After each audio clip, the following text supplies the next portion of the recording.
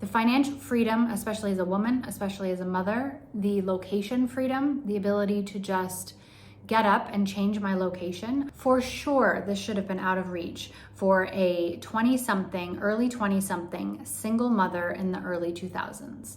This should have been out of reach for me. You're going to find that it is not as out of reach as you think it is. You can do it too. I promise you, you can do it too.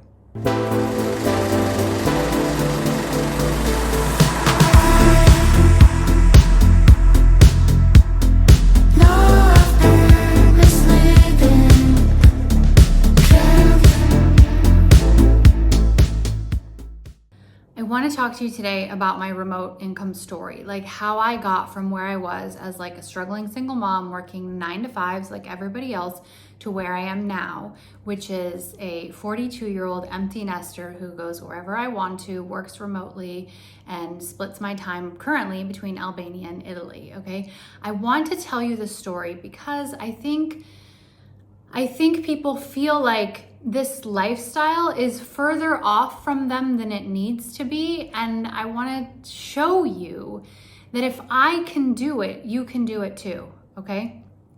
I want to show you how I did it. So first of all, at 18, like straight out of school, I worked for my parents' company. My parents had a software company that was software for healthcare offices, okay? And I started out just as a receptionist. I think I was making like $10 an hour, just a receptionist. One day I picked up the phone in sales and I closed something. And not only that, but I, after sitting back in sales for a little while, because they were like, maybe you should answer the phone back there.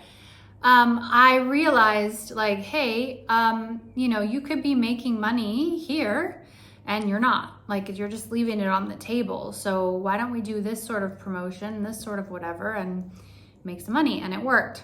From that point forward, remember, I was like 18, 19 years old. From that point forward, I was in sales. That led to becoming one of the top salespeople, then running the entire sales division, and then running sales, human resources, whatever. So that is how I got into the healthcare field, because I was in the software part of it. I used to travel. I used to go to conventions and things like that, trade shows, and that's how I kind of wound up in the healthcare field. I spent a few years doing that, and then I left and I went to school. I went to be a hairdresser, and I ended up leaving that and I moved to Nashville, Tennessee, where I ended up managing a healthcare office. All this time I was not married, and then pregnant, and then, had 2 kids, and then single mother. And all this time I had my eye on something that my aunt was doing, which was, she was a medical biller, but she was doing it from home. And at that time, at one point when my son was like 9 months old, I flew out to her to see what she was doing. And she had like big filing cabinets, and she had like a fax machine. But I learned at the time this concept, this idea of not having to be in an office, like essentially running my own business from home so that I didn't have to be in the office. This whole time, I have this in mind, right? So I end up managing a healthcare office in Nashville, Tennessee. And then at the time that I lost that job, because I had to leave to go handle my kids at school, bring them like a change of clothing and whatever. Needless to say, I think we all know that the US work environment is not particularly accommodating of single mothers, of mothers in general, but especially of single mothers who don't have a support system. So right around that time, I also had gone to a convention. And at this convention, I'd met a consultant that I'd known, throughout the years through my parents' company. And he said, "Hey, Jessica, I could really use your help with my clients." And I said, "Sure, what do you need?" And at that time I said, anything but billing, right? Because billing was like this big thing that people always struggled with. And I was like, I don't know, anything but billing. And he goes, okay. So a couple days after I came back home from the convention, he calls me, he says, "Listen, I have a client and she's in trouble. Her billing is messed up and she's gonna have to close her doors, and I really need you to dig in there and find out what's going on, and I need you to help her, and I need you to fix it."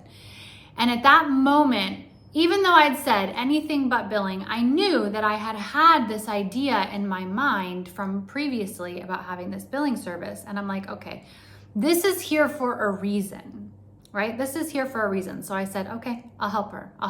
And I did. I took her on as my very first billing service client, and I figured it out, man. Like, not only did I figure out, why she didn't have money coming in and what was wrong and get that all fixed for her. But I sort of learned at that time, because I'd been in the software arena, like this wasn't like a totally foreign, field to me. And because I'm very good at like digging in and figuring things out like that, it was like, okay, I can do this. Anyway, I did it. And that is how I started my medical billing service. So that was something that I could do from home, right? I had a home office, and, at the time I had like a full desktop computer that if I wanted to like go to Florida and see my family, I would bring the whole setup, right? So I had my home office, and that alone changed my life. Just being able to work from home, but also in a capacity. One of the things that I really loved about medical billing was that I wasn't going to be paid by the hour. And I was going to have the freedom to set my own day and my own schedule, right? So that's how that started. And that changed my life in and of itself, right? So by this time, my kids, I think, are like 5 and 6 years old, going to school, coming home on the school bus. And I would work in the morning. When I first took on that client, I think my daughter was still preschool age, and I would do a lot of work at night. Like after my kids would go to sleep, I would do a lot of work later in the day. So that's how I started my medical billing service. Fast forward several years, technology advances. You don't need fax machines anymore. That's all digital. I don't need to have big filing cabinets. That's all digital. I got a laptop. Now I can move around, that kind of a thing. Occasionally something needed to be printed on paper. So I would bring like a small printer and the forms that I needed to be able to print. At that time, I relocated to Florida, closer to my family, closer to my kids' friends. And I kept having people come up to me going, how are you doing this? How are you supporting your 2 children? I would work in the mornings from a cafe, and that's how people saw me. They would ask me, how are you doing this? Can I work for you? And I started to feel a bit defeated because I wasn't really, like the way that my business was set up, I wasn't really gonna hire anybody. And even if I did hire someone, like they're gonna make an hourly rate for their time. They're not gonna have the same advantages that I did, right? So I started kind of going, okay, I felt this nagging feeling, right? I always listen to my gut feelings and these feelings where I'm being like pushed or pulled in a certain direction. And it's never led me wrong. So one day I finally went, you know what? Why don't I document how I've set up this business? Like, why don't I actually just teach people how to set up this business? That was my idea. And I just started talking to a couple people about it. I started talking to like a couple, friends. I got introduced to a couple people just like, yeah, this is what I do. This is the advantages that it has. This is how I've been able to raise my kids. And I'm thinking I'm gonna teach people. I'm gonna teach people how to do it. And before I could even create any training, one of those people that I talked to came up to me and said, Jessica, invoice me. I want it. I want the training. And at that time I was like, okay, private training, $9,000. I'll teach you how to set up the business. She paid it. So I knew then I was on to something. And so then for a while, I did both. I had my billing service and I taught people, I still teach people how to have a billing service, how to run a billing service, how to do billing as a remote field, getting paid really, really well for limited, minimal amount of time. And I did both. I had the billing service and I teach people and I help them get their businesses up and running. A few years ago, I wrapped up my last billing service client and I was like, okay, I'm gonna focus solely on teaching people.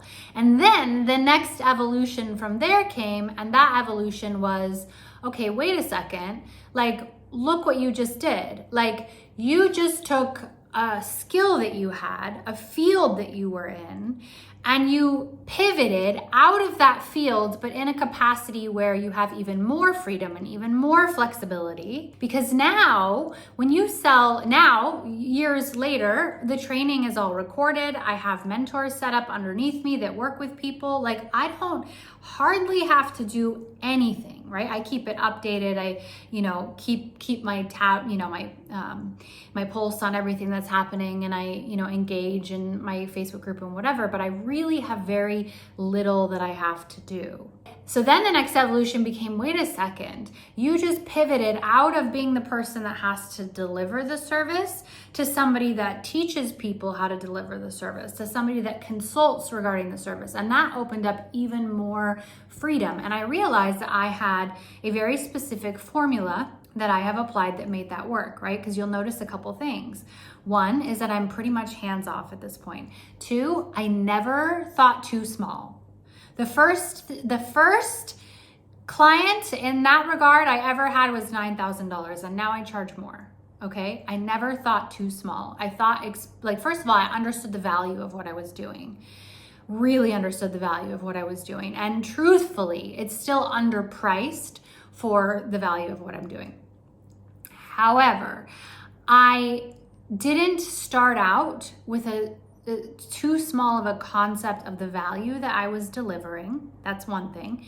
The other thing that I did is I sold before I created the training, because I was willing to work one-on-one, right? Because I think this is pretty essential. Work one-on-one with people, or work in a group capacity with people, so that you get direct feedback, so that you can see where maybe you might have overlooked something, so that you can really really understand it, create it as you go with money already in the bank. Okay, so you're not creating something. This is what most people do. They think they have an idea. They go, okay, I'm gonna sell this. Then they spend all this time and energy creating it, to then find out they can't sell it. It's not really that wanted. It doesn't really, bring that sort of value. Okay, so I sold it and then I created it, knowing full well that I would obviously be able to provide the information. Because when you are creating a service or a course or consulting or coaching or something of that nature based on a skill that you have, it's not a matter of can I do this? Is this going to work? No, you already know it's going to work. That skill is yours. It's within you. It's just a matter of how do I price it? Are people going to sign up at this price point? So sell before you actually create. Okay. So that's the other really key thing that I did. And I have come to found that this formula and all the other parts of it work really, really well. And each step I've taken has given me more freedom, less, having to work, less time expenditure. Sometimes I'll create something new and I spend a lot of time in the beginning, but it's always with the idea of freedom in mind. It's always with the idea that my time right now is an investment that's going to pay off in spades later on. I saw a video of somebody, I can't remember who it was, basically saying that when you create something like this, when you create a digital product or service or course or group or community, from out of nothing, you are essentially creating an entity that is going to continue to pay you money. As if you had, let's say, a car and you rent out that car and that car gives you recurring income. You are creating from nothing, from your skill set, that entity that continues to pay you. So that's where we are today. So now I've sort of branched off. Now that I know that I have this formula that works, and I create, courses and training and that sort of thing for different fields, using the same formula over and over because it works beautifully. And that's where we are. So now I still train people. If you don't have a skill or you just want to be able, some people, the medical billing business is very appealing to them, to be able to learn this skill, to know exactly how to set up the business and to make the kind of money that you can make in medical billing is extremely appealing. And it is unbelievable for some people. And then other people already have a skill in life. They already have something that they're good at. They already have maybe a whole previous lifetime, right? Of, maybe they were in HR, maybe they were, they ran a bakery, or maybe they, had a dance school, and they want to figure out how to leverage the skill that they have into something that gives them freedom, location freedom, time freedom, financial freedom. And so that's that's my next phase of remote income. My next phase is taking on 10 people in a group, and I'm going to bring you through my entire framework and help you with what I know on the most impactful actions, because I am not about hustle culture. I do not like hustle culture. I am not about 16-hour days. I am not about 80, 90-hour weeks. I am not about it. I am about leveraging your strengths and your power to, in the most powerful, least effort way. That's what I'm about. I want something that is easy, but massively powerful. So that's what we're doing. We're doing 10 people. It's going to be a group, because I found that while I started out way back one-on-one, I found that one-on-one is fine. Community is better. Community is better. Some people really want the extra one-on-one, and that's okay. Community is better. Okay, community is better. It's better for accountability. It's better for motivation. It's better for getting yourself over the idea that creating this kind of life is impossible, because it's not. It's not. You know, most people that I talk to, really, when you see somebody who's like a digital nomad and who travels full time, you really get like early 20s backpacking vibes, still don't have responsibilities, still, you know. I have been nomadic since my children were little, as a single mother who had to pay for everything. It's totally more than doable. And I just find that when you get the group momentum, the momentum of a community, the momentum of other like-minded people, it actually, again, it's about leveraging energy and power, right? You actually can leverage and harness the energy of the group more than just your own energy, and it builds a momentum. So that's what we're doing. It's going to be 10 people. It's going to be a group, and I'm going to teach you my framework. We're gonna do. There's an application, because I want to make sure that I can help you. Okay, I just want to get a basic idea of, like, you know, what are your skills? What do you have in mind? What are we thinking? What are we going to do? And I can give you a little bit of feedback. But I want to make sure that you know, I can help you, that this is the right fit for you. So we're going to do that. If your application's approved, we're gonna do just like a quick chat over the phone, you and me, just so that I can get a little more information. That way I can make sure that I address the things that you're particularly concerned about. Maybe you have questions on, maybe you feel you're a bit weak in, so we can address those in the training, okay? 10 people. It's very, very limited. It's going to be very, very fun. It's going to be life-changing. Okay, we're about leveraging the skill and the energy and the power that you have, and leveraging that into freedom. That's what we're gonna do. And whatever design of a life you want, we're gonna figure that out. I can't promise you that you're not gonna get going and a couple years in go, you know, I kind of would like to adjust this a little bit about my business model, because it would offer me, you know, something I didn't think about before. Okay, I'm sure that'll happen. But what I want to do is I want to help you leverage your skill and your power and whatever knowledge, whatever talent. Sometimes we have a talent that to us feels like no big deal, and I want to turn it into something that gives you freedom. Because I'll tell you what, I don't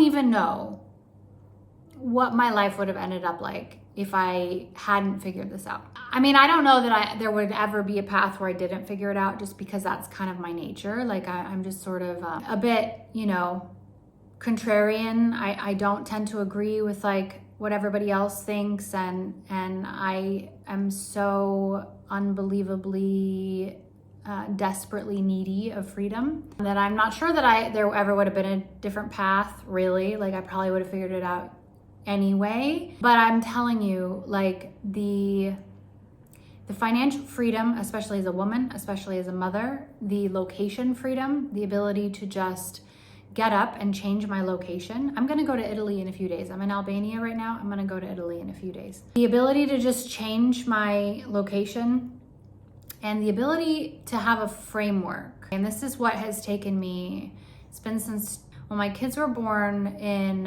my son was born in 2004. And he was 9 months old when I flew out to my aunt, when the wheels started to churn, okay?